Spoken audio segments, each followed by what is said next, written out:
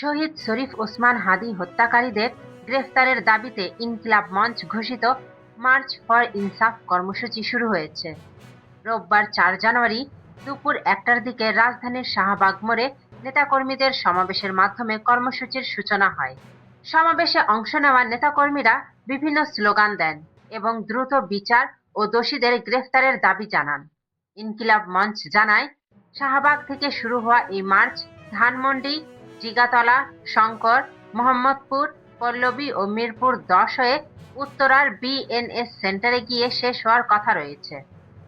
সংগঠনের নেতারা বলেন, শহীদ হাদীর হত্যার বিচার নিশ্চিত না হওয়া পর্যন্ত তাদের আন্দোলন চলবে। হত্যাকাণ্ডে জড়িতদের দ্রুত গ্রেফতার ও দৃষ্টান্তমূলক শাস্তির দাবিতে এই কর্মসূচি পালন করা হচ্ছে।